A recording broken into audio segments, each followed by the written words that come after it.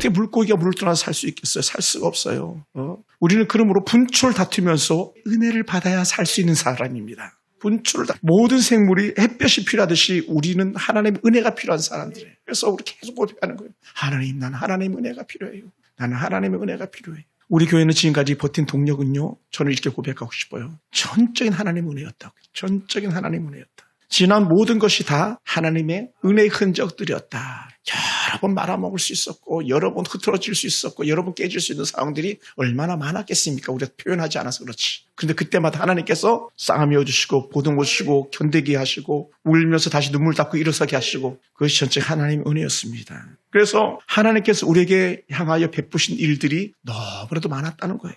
그래서 어떤 이들은 자신에게 베푸신 은혜를 나누려고 간증을 하거나 글을 쓰거나 직접 나서서 말하기도 합니다. 저 같은 경우는 특성하면서 또 설교하면서 하나님 이런 분이시야라고 말하는 거죠. 시편이 전체 5권으로 150편으로 이게 나눠져 있는데 모세 시대부터 바벨론 귀환까지 약 1000년간 시편이 쓰여진 거예요. 막 글들을 수집하고 우리가 잘 아는 다윗, 모세 또 뭐 다양한 사람들이 쓴 그런 글들이죠. 등등 수많은 사람들이 노래합니다. 그런 수많은 시편들이 가지고 있는 한결같은 고백이 뭐냐? 하나님, 하나님, 하나님이에요. 좀 더 오늘 본문 속의 단어로 표현한다면 여호와여, 여호와여, 여호와여. 무려 오늘 18편에 118편에 여호와 하나님이라는 단어가 뭐 그는 지칭하는 그런 단어 다 빼놓고요. 무려 30번이나 반복되고 있어요. 그 얘기는 뭐냐면 힘들다는 거예요. 힘들다. 하나님 나 힘들어요. 여호와여, 여호와여, 여호와, 여호와, 여호와. 이 시편 118편은요. 그래서 마틴 루터 종교개혁자가 그렇게 애송하면서 불렀던 그런 시랍니다. 한번 기회가 되면 우리도 이 시편 118편도 외울 수 있었으면 좋겠네요. 이 시편 118편을요 볼 때에 바벨론 포로 생활을 하다 돌아와서 스룹바벨 성전을 짓고 6월절을 지키면서 여호와의 성전에 올라가면서 그렇게 불렀던 찬양이라고 말하기도 합니다.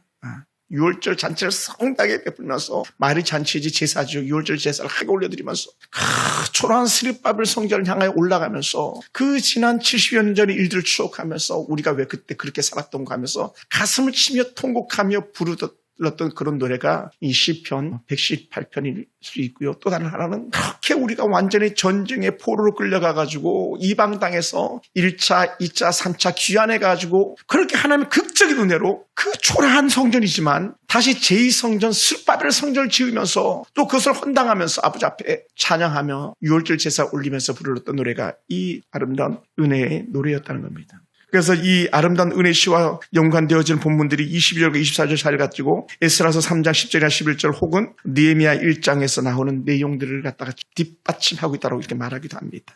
혹은 존 칼빈 선생님 같은 경우는 이 시를 갖다가 다윗이 지었다고 표현하기도 하고요. 혹은 마카비 시대 저작자로 추측하기도 합니다. 중세 암흑기 그러한 시대이기도 하죠. 시인은 하나님의 인자하심보다 영원히 찬양하라고 여호와의 인자하심을 노래하라고 계속 고백합니다. 또한 하나님 자신에게 피하는 백성과 한편이 되어주겠다고 대적들 위협에서 승리를 안겨주겠다고 하는 그런 아름다운 은혜의 고백을 확신하면서 부르는 노래가 바로 이 시편 118편입니다.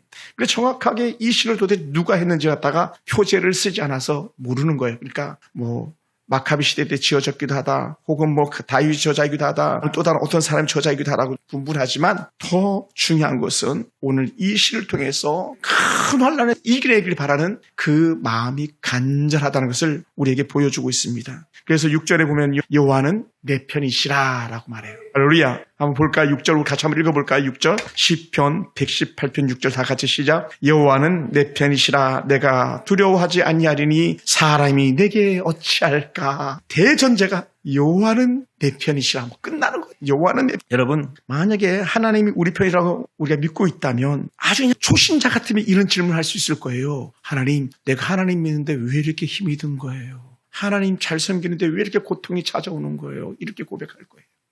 올라지 이병관 형제도 그런 고백을 했어요. 지난번에 했던 고백이 동일한 고백인데 코로나 얘기할 때 자기가 섬겼던 목사님 교회가 이제 다 없어져 버린 거예요. 공중분해돼 버리고 한 거예요. 목사님 고향으로 그냥 가버리고 교회가 없어지니까 유랑 방황하다가 이 독산동까지 와가지고 저를 만나게 됐습니다만은 하나님이 내 편인데 왜 교회가 없어지고 하나님 내 편인데 왜 내 아내가 암병에 떨어져 죽어야 되고 하나님 내 편인데 왜 내 남편이 그냥 사지를 못 쓰고 불구가 돼가지고 일하지 못하고 예를 들어서 사실 이게 너무 넌센스잖아요. 하나님이면 우리에게 그런 고통 주지 말아야죠. 하나님이시라면 우리에게 좋은 것만 주셔야죠. 왜 하나님이라면 우리의 자녀들이 헤매면 안 되죠. 예수 믿는 자녀들이 헤매면 안 되고 예수 안 믿는 자녀들이 헤매면 안 되고 다 그냥 항복하면서 막 돌아와야 되잖아요. 하나님이 내 편인데 왜 우리의 삶은 평탄하지 않냐는 거예요. 아니 점점 좋은 길로 가야지 어떻게 점점 나라길로 떨어지고 있냐는 거예요. 쉽게 얘기하면 제 친구 목사 사모님 한 얘기가 꼭 그거 아니었습니까? 아니 여보 당신은 어떻게 전도사 때부터 계속 벼락으로 떨어지는 그런 교회만 다녀. 큰 교회에서 더 작은 교회로 또 더 작은 교회로 더 작은 교회로 30-40년 교회로 이렇게 떨어질 수가 있냐고. 철없는 사모님 같은 고백일 수도 있겠습니다만 그 마음이 얼마나 아프면 고백이겠습니까? 하나님이 내 편인데. 그래도 그 목사는 큰 위로가 있어요. 외동 딸 하나 있는 딸이 뭐 얼마나 착하고 겸손하고 우리 하영이처럼 예배 반주 다 하고 공부도 잘해가지고 막 여기저기 원서는 학교마다 다 합격하고 골라 먹는 재미 뭐처럼 그냥 학교도 골라가는 그런 재미를 느끼는 그런 아이였어요. 그래서 저도 그 아이가 학교를 저가는데 도움을 줬습니다만은 얼마나 귀한지 몰라요. 아니 나라고 이렇게 떨어지는데 한쪽에서 이렇게 올라가고 있는 거예요. 아니 이상해. 떨어지고 떨어지는데 껍데기로 보면 떨어지고 떨어지는데 한쪽에서는 그냥 올라가고 막 목사님 더 기쁘고 더 기쁘고 아니 떨어지고 목사님도 힘들고 어려워야 되는데 오히려 하나님 감사합니다 하면서 이해할 수가 있냐는 거죠. 특히나 우리 7절 한번 읽어볼까요? 7절 다 같이 여호와께서 시작. 여호와께서 나를 돕는 자들 중에 계시니 그러므로 나를 미워하는 자들에게 보응하신 것을 내가 보리로다. 할렐루야. 아니 하나님 내 편인데 어떻게 감히 나를 갖다 대적하는 자가 있을 수 있겠냐는 거예요. 하나님보다 크신 하나님 신이 없잖아요. 내가 하나님의 사람인 줄 알면서도 막 대들고 대적하고 함부로하고 일 수가 있냐는 거죠. 근데 오늘 보니까 그런 거예요. 쉽지 않은 거예요. 또 10절을 보면 나라가 막 완전히 따버리고 만 거예요. 그래가지고 남유다가 망했고 북이스라엘 망했잖아요. 아니 어떻게 하나님의 나라가 망하냐고요. 여기 앞에 노래했던 아론의 집이 망한다. 아론의 대제사장이거든요. 대제사장의 집이 망한다. 이건 뭐 말도 안 되는 거죠. 왜냐하면 대제사장 콕 뽑아가지고 하나님께 세운 사람들인데 어떻게 그 집이 망하냐고 말도 안 되는 거죠. 근데 망하고 또 여호와를 경외하는 사람들, 오늘 저와 여러분 같은 사람들이에요. 어떻게 그런 사람들이 포로로 끌려갈 수 있겠냐는 거죠. 더더군다나 나라는 폭삭 망하는 그런 일들이 있더라는 것이죠. 이게 말이 되냐는 거예요. 또 더 기가 막힌 게 우리가 읽지 않았지만 12절인데요. 벌들처럼 막 자신을 에워싸는 거예요. 벌에 쫓기는 거 경험해 봤습니까? 벌이 막 수백 마리가 막 수천 마리가 막 따라가서 공격하잖아요. 그런 것처럼 나 한 사람 갖다 수천 수만이 막 물어뜯는 일이가 되고 벌떼가 내가 달려든다. 내가 어떤 사람인데 하나님의 사람이고 하나님이 내 편에 계신데 그렇게 하더라는 거죠. 이해가 됩니까 사실? 틈만 나면 모함하고 틈만 나면 밀쳐넣어 먹으려고 하고 그리고 완전히 다 파산난 것처럼 그런 상황을 맞이하는 무리들이 있습니다. 얼마나 기가 막힙니까? 아주 오래전 얘기입니다만은 우리 목사님 같은 경우 잘 기억하실 수 있겠네요. 행주대교 상판이 무너졌어요. 신행주대교 상판. 다리 교각을 다 놓고 이제 거의 공사가 끝났는데 상판이 주저앉아 버리고 만 거예요. 아니 장로님이 회장인데 어떻게 그러실 수가 있냐는 거죠. 예를 들어서. 그런 일들이 겹쳐가지고 부도가 나기도 합니다만은 장로님이 얼마나 귀한 분인데요. 이름만 되면 알만한 우리나라 최고의 명문 교회 장로님이고 그 교회의 모든 재정 거의 커버하다시피 하는 그 정도 영향이 있는 분인데도 불구하고 그런 고난이 있더라는 거죠. 따라해봅시다. 하나님의 사람도 그럴 수 있구나. 하나님의 사람도 그럴 수 있어요. 우리 딸들한테 미안하지만 하나님의 사람의 가정도 힘들 수 있어요. 그것을 오늘 시편 118편에서 우리에게 보여주고 있는 거예요. 막 물어뜯고 달려들고 활키고 넘어뜨리고 그런데 그런 상황 속에 있는데 이 시편 기자는요 놀라운 일을 우리에게 말해주고 있습니다. 그것이 뭔가 1절 2절이에요. 우리 1절 2절 같이 한번 읽어봅시다. 시작. 다 같이 시작. 여호와께 감사라. 그는 선하시며 그의 인자하심이 영원하미로다. 이제 이스라엘은 말하기를 그의 인자하심은 영원하다 할지로다. 여호와께 감사하라. 완전히 뭐 절망 나락에 빠져 있는데도 불구하고 여호와께 감사라고 뽐을 여는 거예요. 감사하라. 감사. 왜냐? 그분은 선하신 분이다. 그 선하신 그분을 갖다가 우리가 모시기 때문에 우리는 감사해야 된다고 말합니다. 그러면 하나님의 선하심이라는 말이 도대체 무슨 단어인가 볼 때에 히브리어 단어로 토브라는 단어를 씁니다. 토브라는 단어를 씁니다. 예, 토브라는 단어. 헬라어는 마카리우스라는 그런 단어를 쓰고 이 토브라는 단어가 기뻐하다, 만족하다, 유쾌하다, 즐겁다, 행복하다 이런 단어를 가지고 있는 거예요. 여러분 망해가는데 뭐가 행복하고 유쾌하고 만족스럽겠어요. 그런데 여호와를 생각하니까 망해가면서도 그가 깨닫는 게 뭐냐? 하나님 감사합니다. 여호와는 선하십니다. 그분은 인자심이 한이 없습니다. 이런 고백을 하는 거죠. 그러니까 저는 여기서 영적 원리가 다 첫 번째로 발견하는 게 뭐냐면 망해가고 있다면 더 하나님께 감사하라는 거예요. 할렐루야. 할렐루야. 망해갈 때 우리 더 큰 기쁨을 맛볼 수 있다는 겁니다. 육회 통쾌 상쾌 할 수 있다는 거예요. 왜? 그렇게 처절하게 짓밟히고 망해하고 무너질 때에 그때 여호와를 기억할 수 있다는 것 자체가 큰 복인데 오늘 이 시편 118편 기자는요. 그렇게 철저하게 고난 가운데 있을 때 여호와를 기억하고 그 안에서 선하신 하나님을 갖다 바라보는 거예요. 토보의 하나님, 마카레스의 하나님을 발견하는 거예요. 오늘 우리 삶 속에 일하는 은혜가 있길 원합니다. 할렐루야. 그래서 우리에게 축복된 삶, 우리에게 복된 은혜가 다시 임하길 원합니다. 우리에게 행운의 행복의 그 놀라운 은혜들이 우리가 절절히 넘쳐나는 은혜가 있길 원합니다. 그래서 사도 바울은 고린도전서 7장 14절에서 이렇게 표현한 적이 있어요. 내 뜻에는 그냥 지내는 것이 더 복이 있으로다. 하나님 안에서 복이 있다. 고난이 있지만 또 고난이 올 수도 있지만 오히려 복이 있다. 혼자 사는 것이 고통인 것 같지만 차라리 그게 복이 있어. 왜? 여호와께서 함께하고 계시기 때문에 거기서 쓰인다는 거예요. 히브리어로 말하면 또 헬라어로 말할 때 마카리우스인 거예요. 얘야, 지금 너가 복이 있는 거야. 할렐루야. 집사님 지금 복이 있는 거예요.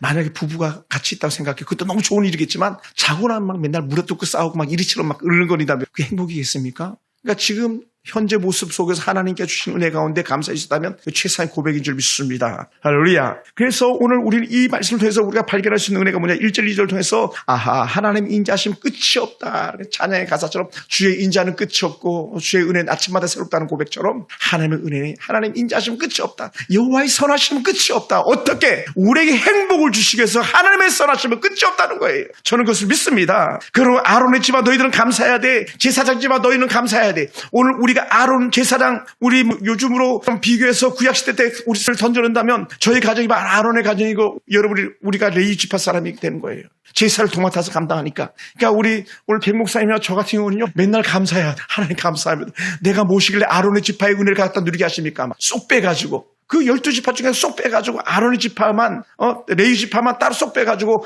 하나님의 분깃을 맡기잖아요. 그래 나중에 두 지파가 들어오잖아요. 에브라임 지파, 므낫세 지파, 요셉 지파. 아론 레위 지파 빼고자 에브라임 지파, 므낫세 지파를 대신 끼워넣는 하나님의 은혜잖아요. 그래서 12지파를 채워 가신 하나님이거든요. 얼마나 귀합니까? 아론의 집은 제사 직분을 맡았던 가문으로 찬송을 지휘하고 제사를 주관하면서 예배를 올리는 데에 쓰임하는 영적 특권이 있습니다. 아무나 제사장이 되는 게 아니었어요. 아무나 제사장이 될 때는 망하는 때였었어요. 아무나 제사장 노릇하다가 완전히 망해가지고 나병에 나가 떨어지는 사람들도 있었어요. 그러니 아론의 집은 감사라는 것이죠. 또 여호와를 경외하는 사람들, 오늘 저와 여러분의 모든 삶이죠. 더 포괄적으로 넓어지는 거예요. 모든 이스라엘 민족들아 여호와께 감사하라. 여호와께 감사하라. 여호와께 감사하라. 그러니까 우리는 모든 그리스도인들은 모든 삶의 환경 가운데서도 어떤 상황과 형편이 있든지 간에 오늘 4절 말씀의 고백처럼 우리는 여호와께 감사할 수 있는 그러한 은혜가 우리 가운데 있어야 될 줄 믿습니다. 할렐루야. 할렐루야. 너무 힘들지만 어렵지만 모두가 아브라함의 자손이고 모두가 아론의 자손이고 오늘날에는요. 왜냐하면 베드로 사도가 선언했던 것처럼 너희는 모두 제사장이요 왕같은 족속이라 그랬죠. 왕같은 제사장 거룩한 나라 주의 거룩한 족속 됐다 말하잖아요. 우리 다 제사장들이거든요. 하나님의 왕권을 가지고 있는 사람들이거든요. 예수가 우리 안에 계시니까 성령이 우리 안에 계시니까 예수의 영이 성령이 우리 계시니까 우리는요 다 여호와를 경외하는 자들이 되었습니다. 아론 지파의 은혜가 우리 가운데 임했습니다. 레위 지파의 은혜가 우리 가운데 임했습니다. 그리고 우리는 큰 복의 은혜를 누리고 있습니다. 그러므로 우리는요 어떤 상황과 형편 속에서도 그럼에도 불구하고 감사할 수 있어야 된다는 거죠. 갑자기 막 교회 못질해야 되는 그런 상황이 온다 해도 우리는 하나님 감사합니다. 그럼에도 불구하고 감사합니다 할 수 있는 거예요. 여러분 상상이 됩니까? 중국에서는 새벽 3시에 예배 드렸대잖아요. 헬기가 막 비행기가 떠다니면서 사람이 돌아다니면 저기 누구 돌아다니다 잡으라 그래 다닐 수가 없었대잖아요. 밖에서 문을 갖다 못질했던 그런 나라잖아요. 그런 나라에서 믿음을 지키려고 새벽 3시에 여호와를 찬양하라, 여호와를 경외하라, 여호와를 경배하라 이런 노래 한번 부르고 싶어가지고 새벽 3시에 모여서 예배드렸던 자들. 그것도 막 지하 어두운 곳에서 막 세상 21세기에 그런 일들이 지금도 일어나고 있다는 거예요. 카타콤의 순교자처럼 그렇게 신앙생활하는 사람들이 있더라는 거죠. 그래 우리는 지금 형편과 상황이 때로는 못질할 수 있는 그런 상황이 온다 할지라도 우리는 그럼에도 불구하고 여전히 그래서 우리는 감사할 수 있는 줄 믿습니다. 고난이지만 그러다 보니까요 오늘 시편의 아름다운 은혜의 기자가 고백합니다. 기도에 응답하시고 넓은 곳에 세우시는 그런 분들을 묘사합니다. 이렇게 말합니다. 여호와께서 넓은 곳에 응답하셨다. 왜 하필이면 넓은 곳일까? 이걸 막 이렇게 연구하고 찾아보다 보니까요 고통당하는 것은 구석진 곳에서라는 거예요. 어두컴컴한 곳이라는 거죠. 조가 터진 곳이라는 거죠. 그래서 오늘도 우리가 어떤 형제가 막 목사님 난 좁은 곳만 가면 난 공황장애가 있어가지고 어쩔 수가 없어요. 막 땀 삐질삐질 나고 막 두렵고 떨리고 막 숨이 헉 차고 그런데요 넓은 데를 불러내주는 거예요. 넓은 데 가면요 얼마나 좋은지 몰라요. 뻥 뚫리잖아요. 그래서 제가 가끔 옥상 올라가야 마음이 확 열리거든요. 사실 오늘 옥상에 좀 누워있고 싶더라고. 너무 좋아가지고. 그러지 않았습니다만 나를 넓은 곳에서 나를 도우시는 분, 넓은 곳에서 응답하시는 분. 여러분, 우리가 좁은 곳에서 고통을 당하며 신음합니다. 한밤중에 아무도 찾아오지 않는 구석방에서 혼자 신음하면서 벌벌 떨고 있을 때 얘야 이렇게 얼마나 끙내겠어요. 오늘 저와 여러분 불러주시기 원합니다. 할렐루야. 한번 따라하면서 하나님 내가 여기 있습니다. 내가 여기 있습니다. 우리가 너무 세속적으로 나가면요, 하나님 내가 여기 있습니다 이런 말 안 나와요. 너무 우리가 세속적으로 나가면요, 내 정체성 자체가 다 무너져가지고 하나님이 없는 것처럼 그렇게 살기 때문에 그런 소리가 나오지 않아요. 아까 불렀던 찬송가, 이 찬양 멀리 갔더니 초량하고 외로워, 수도 없이 제가 불렀던 찬양이 얼마나 힘들고 어려울 때 이 찬양을 불렀는지 몰라요. 이 찬양과 아울러서 옆에 있는 380장 만세반성 열리니 내가 숨어 있으니 원수마귀 손못대 환난 풍파 없도다. 바로 이 시편, 오늘 우리가 보고 있는 118편과 같은 그런 극단적 상황 속에서 부를 수 있는 노래가 386장 380장 이런 찬양이었던 거죠. 우리를 넓은 곳으로 인도하신 하나님, 좁은 곳과 정반대되는 곳, 넓은 곳에 인도하시고 넓은 곳에 응답하시는 건 하나님인 줄 믿습니다. 모든 사람이 보고 인정할 만한 곳에 세우시어 자랑하시는 그런 분입니다. 제 내 사람이야 이렇게 말하는 거. 할렐루야. 여러분, 세상은요 우리에게 손 내밀어도 금방 손 뿌리치잖아요. 근데 하나님은 그런 분이 아니라는 거예요. 세상은요 금방 내 편인 것처럼 쓰다듬었다가도 그냥 물리쳐버리잖아요. 육신의 가족도 마찬가지. 제가 요즘에 가끔 이렇게 인생들 생각해보고 불쌍가족들 생각해보면요, 남녀가 이혼하면요 완전히 막 극단적 원수가 되더라고. 애와 상관없이. 그 마음 힘들겠어요. 얼마나 그 마음들이 서로가 힘들겠어요. 근데 하나님은 아니야, 계속 품어주신다는 거예요. 그러면 또 하나님은 또 이렇게 말씀하시죠. 그래도 그를 사랑해, 또 품어주시고 그렇게 말씀하신다는 거죠. 내가 볼 때 완전히 상극할 수 없는 그런 존재들인데도 불구하고 아니야, 그럼에도 불구하고 그들 품어줘라, 내가 그를 품고 있다 말씀하시면 우리 품어야 되는 거예요. 사랑하는 성도 여러분, 우리 인생에 문제가 없는 것이 복이 아닙니다. 문제가 있을 때 더 크신 하나님 볼 수 있을 믿으시기 바랍니다. 우리가 배부르고 등 따실 때 우리는 하나님을 찾지 않는다고 말합니다. 이스라엘 백성들 잘 나갈 때 그렇게 했어요. 우시아 왕 때는 남유다에서 가장 강력한 제국을 이룰 때가 우시아 왕인데요, 우시아 왕이 가장 강력한 제국을 이룰 때에 그들이 가지고 있던 죄가 뭐냐, 하나님의 은혜를 갖다 저버리고 자기가 하나님의 역할을 하다시피 한 거예요. 그리고 우시아 왕이 완전히 망하고 말아요. 그러니까 어떻게 돼요? 때로는 적당히 가난한 것도 괜찮은 것 같아요. 때로는 적당하게 막 몸이 연약한 것도 괜찮은 것 같아요. 왜냐하면 그럴 때 하나님을 찾을 수 있으니까. 할렐루야. 우리가 약간의 어려움이 있을 때에 그 문제를 가지고 고통적 부르짖을 수 있다면 우리는 큰 축복의 삶이 있습니다. 우리가 살면서 큰 문제거리가 있을 때 그 문제를 가지고 하나님께 나갈 수 있다면 우리는 정말 은혜 중에 은혜가 더한 줄 믿습니다.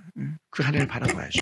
사람이 어찌할 수 없도록 지키신다고 우리에게 말씀해 주셔서 6절 말씀을 보면 어찌할 수 없도록, 사람들이 어찌합니까? 우리를 괴롭히는 자죠, 미워하는 자죠, 넘어뜨리는 자죠, 13절 표현하면. 근데 그들도 우리를 어찌할 수가 없다. 우리를 대적하고 우리를 해치려는 세력들을 갖다가 우리 하나님께서 물리쳐 주시는 것인 줄 믿습니다. 사단은 사람을 통하여 나를 넘어뜨립니다. 사단은 사람을 통하여 여러분을 넘어뜨리려고 애를 씁니다. 그럴 때 하나님께서 여러분 보듬어 주고 지켜주신다면 그보다 더 큰 은혜가 어디 있겠습니까? 여러분 삶 속에 그런 은혜가 있길 원합니다. 여러분, 특히나 우리가 안타까운 게 뭡니까? 가장 가까운 자들을 통해서 힘든 고통을 당할 때 아니겠습니까? 나는 너가 그럴 줄 몰랐다. 지인들 가운데서. 그럴 때 처절하게 무너지는 거거든요. 그래도 누가 어떻게 돼? 아니야, 기다려, 회복될 거야. 이런 나를 아시는 주님께서 우리에게 말씀하십니다. 내가 내 편 되어줄게. 내가 내 편에 서줄게. 내가 대신 원수를 갚아줄게. 내가 너의 피난처가 되어줄게. 이 8절 9절에 이런 말씀드려요. 시인은 하나님께 피한다는 그런 표현을 2번에 연속해서 씁니다. 하나님이 내 편이시기에 절대로 내치는 일이 없다는 것이죠. 나는 하나님의 손에 하나에서 복을 받기에 누구도 감히 건드릴 수가 없다는 그런 아름다운 은혜 고백을 합니다. 할렐루야. 여러분, 우리에게 놀라운 일이 한 가지가 일어났어요. 놀라면 놀랄 일인데요. 우리 창틀에 있던 비둘기가 마침내 새끼를 부화했어요. 매일 가만히 있더니 언제 부화했는지 모르지만 작은 병아리보다 훨씬 큰 비둘기가 벌써 저기서 있어요. 털도 숭숭 나가지고 막 큰 어미가 제가 자주 올 때마다 보거든요. 가만히 요동하고 막 내가 움직이고 막 이래도 소리가 나도 가만히 새끼를 보호하려고 요동하지 않아요. 그리고는 하루, 이틀, 사흘 제가 챗GPT에서 검색벌레도 안 했는데 도대체 비둘기는 며칠 만에 나름대로 계산을 해봤어요. 병아리가 며칠 만에 부화하는지 알아요? 21일. 그러니까 쟤도 한 21일 만에 부화하는 거예요. 알도 되게 크더라고요. 비둘기 알이 생각보다. 부화했어요. 지금 새끼 있어요. 궁금하면 500원 내고 보세요. 여러분, 우리 주님이 폭풍이 몰아친 것 같은 그 고통 속에서 그 제자들을 한 명도 잃지 않으려고 시간을 끌어주시고 변론해준 그런 주님이셨잖아요. 또 그 제자들을 잃지 않으려고 다 품어주셨던 그 주님이셨잖아요. 암탉이 그 새끼를 갖다가 그 날개 품어같이 품어주시는 그런 주님의 은혜가 있었습니다. 사랑하는 성도 여러분, 우리는요 어떤 위험도 위기도 염려치 않게 되기를 원합니다. 앞이 보이지 않아도 염려하지 않게 되기를 원합니다. 여호와를 당해낼 자는 아무도 없기 때문에 그렇습니다. 하나님께서 내 편이 되시면 나를 당할 자가 아무도 없다는 영적인 의미입니다. 나를 위하시는 하나님이 계시는 한 그 어떤 위험과 위기에도 걱정할 필요가 없는 거죠. 사랑하는 성도 여러분, 결국 하나님이 위해 주는 자는요 경배와 찬송이 끊이지 않습니다. 14절 16절의 고백이에요. 우리 한번 볼까요? 14절에 16절 시편 118편 14절부터 16절까지 한번 읽어봅시다. 시작. 여호와는 나의 능력과 찬송이시오 또 나의 권위 되셨도다. 의인들의 장막에는 기쁜 소리 구원의 소리가 있으며 여호와의 오른손이 권능을 베푸시며 여호와의 오른손이 높이 들렸으며 여호와의 오른손이 권능을 베푸시는도다. 할렐루야. 그러니까요 놀랍게 한 방 크게 뻥 치는 게 있는데 그게 뭐냐면 17절이에요. 우리 17절 같이 읽읍시다. 다 같이 시작. 내가 죽지 않고 살아서 여호와께 하시는 일을 선포하리로다. 내가 죽지 않고 살아서 여호와께서 내게 하신 일을 선포할 거다. 뭐예요? 견뎌낸다, 이겨낸다라는 거예요. 하나님의 주신 은혜 안에서. 하나님 오늘 이 위기를 이겨내게 하시옵소서. 할렐루야. 할렐루야. 나중에 기회가 되면 말씀드리겠지만 어제 제가 특별히 한 가지 영적 비전 제목과 얼마나 가슴이 설렜는지 몰라요. 혼자 막 들떠가지고 왜 배 목사는 우리 교회 보내주셨을까 막 그렇게 생각을 많이 했었어요. 그러면서 깜짝 놀랄 만한 한 가지 미션, 하나님께 주신 은혜 축제, 숙제들을 답을 찾아낸 것 같았어요. 개인이 행복한 거예요. 물론 그것이 옳을 수도 있고 그럴 수도 있겠습니다만 내가 죽지 않고 살아서 하나님의 영광을 노래할 수만 있다면 그것은 살아있는 자의 증거인 줄 믿습니다. 할렐루야. 사랑하는 성도 여러분, 그런 찬송이 끊이지 않습니다. 여호와를 경배하는 것이 끊이지 않습니다. 그렇다면 오늘 여러분에게 묻습니다. 여러분의 힘은 무엇입니까? 지금 여러분 편에 누가 서 있습니까? 여러분을 헤아리는 어떤 자들이 위기와 위험을 가지고 달려들고 있습니까? 그때 우리는 어떻게 행동해야 될까요? 내 힘으로 감당할 수 없는 그 수많은 어려운 상황들을 만날 때에 과연 나는 어떻게 될 것인가? 그때 우리는 누가 내 편이지? 누가 내 편에 서 있지라는 거예요. 제가 얼마 전에 말씀드렸죠? 돌아보면 내 편은 아무도 없는 것 같다 그랬잖아요. 내 편은 아무도 없어. 친구들을 다 이렇게 꼬집어봐도 정말 좋은 친구들인데 모래 위에 지은 성 같은 거예요. 사상 누가 내가 환난을 당하면 저들이 다 내 곁에 있을까? 없어요. 제가 볼 땐 그래요. 그럼 내 편은 누구지? 누가 내 편일까? 따라봅시다. 하나님입니다. 하나님이에요. 가족도 아니고 친구도 아니고 때로는 성도도 아니고 하나님이에요. 이 시편 118편을 준비하면서 내 편은 하나님이시다. 얼마 전에 계산했던 거 내 편이 누구야? 내 편이 어딨지? 물론 우리에게 후원해주고 돈 주는 사람들이 다 내 편일 수 있겠습니다. 가끔 밥 사주러 오는 어제 그런 어떤 목사님 같은 분이 내 편일 수 있겠습니다. 근데 정작 너 사람은 한시적이고 하나님은 영원하다는 거예요. 그것을 오늘 시편 118편의 기자는 뼈저리게 경험하는 거예요. 사망의 음침한 골짜기 같은 세상에서 나를 지켜줄 지팡이 막대기가 절실한 때에 하나님께서 내 편이시면 끝나는 겁니다. 세상의 힘과 대적자들이 상상할 수 없는 힘을 발휘할 때에 하나님이 내 편이 되시면 문제되지 않습니다. 아무리 세상에 악한 자들이 득세하고 우리가 이겼어 외친다 할지라도 하나님께서 부르면 다 날려갈 것들이라는 거죠. 저는 그것을 압니다. 여호와께서 내 편이 되시면 우리는 모든 것을 이길 수 있습니다. 그러므로 우리 믿음을 확신해야 됩니다. 주님이 내 편이시다. 주님이 내 편이시다. 여호와께서 나를 도우시려고 오른손을 높이 드셨다. 여호와는 내 편이시다. 오늘 새벽에 일찍 일어나서 이사야서를 쭉 보는데 35장부터 쭉 보는데 히스기야의 멸망, 히스기야의 승리가 36편부터 40절까지 40장 가지고 41장부터 새롭게 반전되고 40장부터 반전되어 있는데 거기에 반복적으로 계속 나오는 게 뭐냐면 여호와가 진짜야, 여호와가 진짜야, 여호와가 진짜야라는 거예요. 다른 것들 헛되다, 거짓되다, 우상이다 이렇게 얘기하면서 결국 여호와가 진짜다 그 고백을 해주고 있었어요. 여러분 때로는요 조화, 가짜꽃이 더 진짜처럼 보여요. 그 옛날 말을 가짜꽃이 이뤘어요. 이게 웬 조화냐, 이게 조화냐 세화냐 막 갈등이 날 만큼 좋아 보여요. 근데요 헛된 우상을 그렇게 보일 수 있어요. 그것이 41장 이사야 42장 43장 44장 계속 반복적으로 말하고 있는 거예요. 아니야 그 헛된 우상이야. 너희가 헛된 우상에 절하지 마라. 내가 진짜다라고 하는 거예요. 주님만이 내 편이십니다. 세상 것들 때문에 우리가 염려하지 않게 되기 원합니다. 수많은 것들이 우리 물리치려 달려들 때도 우리 염려하지 않게 되기 원합니다. 하나님을 바라보고 그분을 붙잡고 우리 함께 승리하기 원합니다.